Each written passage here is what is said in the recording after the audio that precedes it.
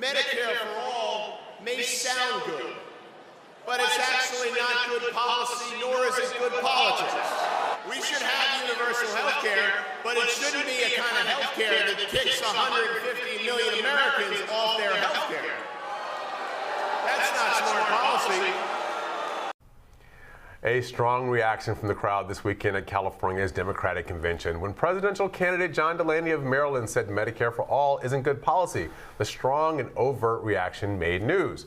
Healthcare, gun control, and the environment are just a few of the issues Dems will address during forthcoming debates. And believe it or not, the first Democratic presidential debate happens this month. It's coming, y'all. To qualify for those debates, as well as the ones taking place in July, candidates have to either receive 1% support in national polls or have 65,000 individual donors. But the DNC is upping the ante for the September debates. To qualify, candidates must receive 2% support in 4 national or early voting state polls and have 120,000 unique donors. Here to discuss the new criteria is former Maryland Congressman and 2020 presidential candidate John Delaney. He has submitted a formal request to the DNC asking for transparency as to how the new debate requirements were decided. Congressman, welcome. Thank you so much for being here. We appreciate it. Great to be with you, Buck. So why are you running? Question everybody asks everybody. Yeah, well, it's the most important question in many ways. Can I amend it a little bit? Why do you want to be president?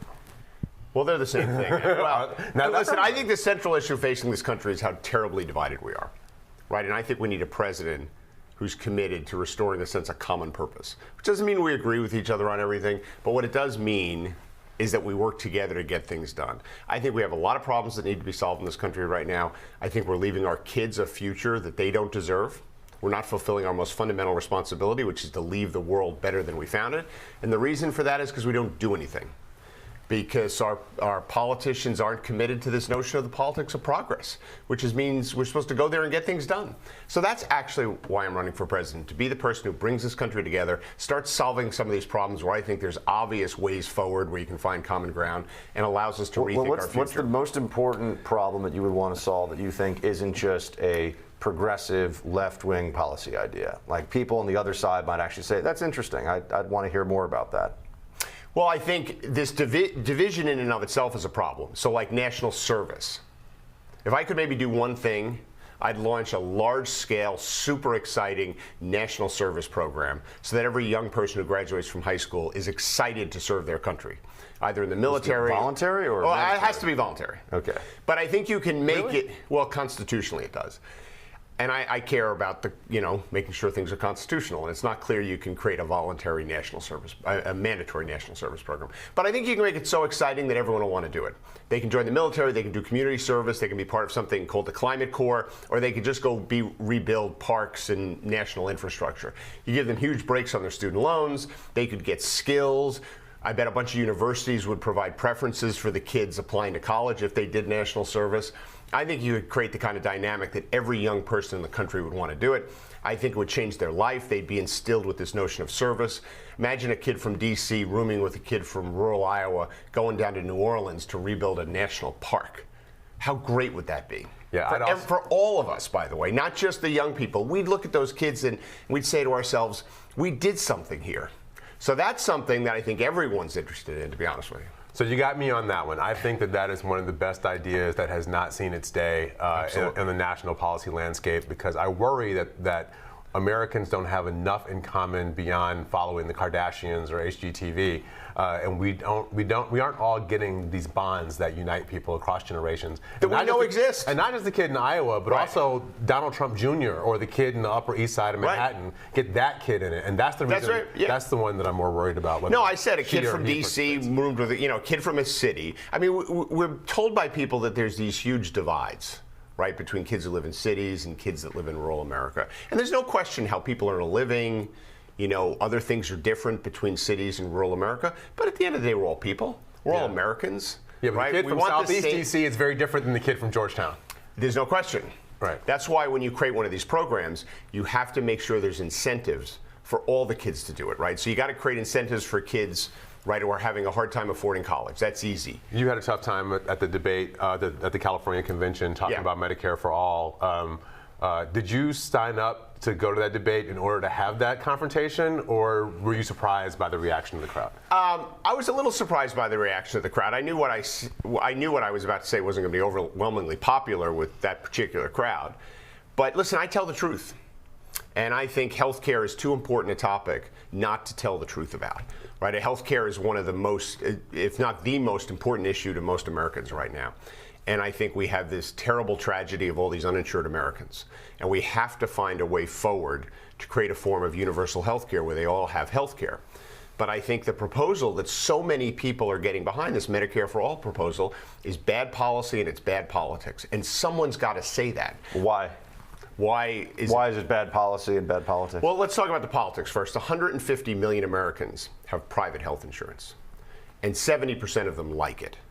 And under the Medicare for All bill in the U.S. Senate, those plans would become illegal. And those people would get a letter in the mail saying, you no longer have your private insurance. You now have to sign up for this new government plan. And we saw that movie on a very, very, very small scale with the Affordable Care Act. Like on a much smaller scale when President Obama misspoke and said, if you have your plan, you can keep it. Well, it turns out a very small number of people, that wasn't true. And they actually had to get a plan that was better. And I think we lost the House of Representatives over that one issue. And we also know that this is never going to happen. I mean, Republicans tried to repeal the Affordable Care Act 60 times. And at the end of the day, they couldn't do it because people liked the benefits they were getting. Have you ever actually met a human being that liked the plan they were forced to buy under Obamacare more than their previous plan? Because I've talked to lots and lots of folks. Never a single person was like, I like my Obamacare plan better.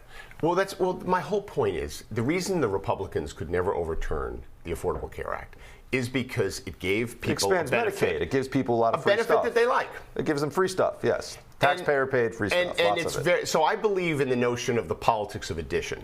Right? If we want to solve the uninsured situation, which is a tragedy and we have to solve it, let's create a program for those individuals. Let's not create a program for those individuals by taking away health care from 150 million Americans. Like, that's never going to happen. But there's another policy issue, which is Medicare doesn't pay enough. Medicare only pays 87% of healthcare costs. If the three of us were to start a hospital tomorrow and our only payment source was Medicare, it would close. So you want to have this debate, you want to have this conversation on the debate stage with the Democrats. I think you qualified for the first set of debates, but are you qualified for the new Democratic rules that are coming up? Not in the fall yet, no. So you've got a concern about part of it is the polls that qualify folks haven't even happened yet, right? To qualify for the fall debates, you have to reach certain levels in the July and August polls, right? So those polls even haven't happened yet. So no one's technically qualified yet. So you have to hit those polls and get 130,000 individual donors. And you're concerned about the rules that are coming into play for those debates. Well, the problem I have with the donor criteria is I don't understand why we, the Democratic Party, are making suddenly donors the centerpiece of our debate criteria. I mean, only 10% of the American people have ever given money to elected officials, 10%. So 1 in 10 Americans, in many ways, are determining who goes on the debate stage. 50% of the American people can't afford their basic necessities, meaning they have a hard time paying their rent or housing bills, buying food, or paying their utilities. I don't think a lot of those folks are giving money to political candidates. Why are their voices being excluded from the qualification criteria for the Democratic debate? That just doesn't make any sense to me. We should use polling criteria. You couldn't have 50 people on the debate stage. Well, you use polling criteria. Okay, so it should just be polls, is what you're saying. Yeah, I think what the DNC is trying to do is they're trying to favor candidates who have done a lot of online digital fundraising. That's what they're doing. They're basically looking at those candidates and saying, we're putting a preference on you. We're putting our thumb on the scale on you. Why? I mean, if we were sitting here coming up with debate rules and we'd look back over history, I mean, when Jimmy Carter ran, there were 19 candidates running. People act like this big field is some anomaly. It really isn't. Literally, 1976, 19 candidates ran. So we've dealt with this before, and the way you deal with it is really simple. You have ratcheting up polling levels, and I'm fine with that. But this is kind of, I don't know where this comes from. I think, how do you answer the question, or the perspective, that one of the reasons Hillary Clinton got in trouble was because she didn't have a strong grassroots fundraising network. She didn't have the appeal to that part of the Democratic Party, while Bernie Sanders did. And maybe this is an effort to try to get candidates who do have an appeal to that grassroots online part of the party. Well, again, only 10% of the American people have ever given money to a political candidate. Right, so you start with that. So it's not like this is a majority of the country. Secondly, Hillary Clinton, I think, raised twice as much money as Donald Trump. So I don't think the reason Hillary Clinton lost is because she didn't have enough money. Right, that's one of the things the DNC is saying, well, you need to show the financial support. I'm like, well, Hillary had twice as much money as Donald Trump. So obviously this isn't all about money. But where you get the money matters. matters. Message. Yeah, but Hillary, I'm sure, raised more money online than Donald Trump did. I mean, she raised twice as much money. I don't know how it was disaggregated, but I'm sure she raised more money. The bottom line is this should be a battle of ideas. This should be about the people who have the best plan for the country going forward. This should be about the candidate who is actually focused on the issues that matter to the American people, whether it be health care or building infrastructure or doing things to improve public education or expanding early childhood education or dealing with digital privacy and this discussion that's going on about tech. This is the stuff we should be debating. Right, and we should have, I believe, a battle of ideas on these things. That's why I brought up this Medicare point, because I'm really concerned that Medicare for All, which sounds good, and everyone in the Democratic Party is kind of getting right behind because they're afraid to say what I said. We're going to put up a candidate who's going to run on Medicare for All, and then suddenly the Republicans are not going to be afraid to say what I just said. In fact, they're going to spend $500 million over 4 months telling the American people that if you have private insurance, the Democrats are going to make it illegal. And how is that going to end for us? Not well.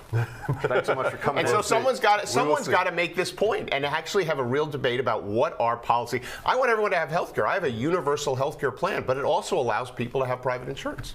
All right, well, I think you will have a chance to talk about it on the debate stage just at the end of the month when we get the first set of debates, and we'll look forward to hearing more from you. Great. Thanks for being so on. Thanks for having us. All right, next up, as the threat of tariffs on Mexican goods looms, foreign policy expert James Carafano discusses why we shouldn't mix business with immigration. And Republican Congressman Bradley Byrne explains how his legislation will ensure there are no more abuses of power, like the ones he says has happened with the Mueller report. Our conversation when Rising continues.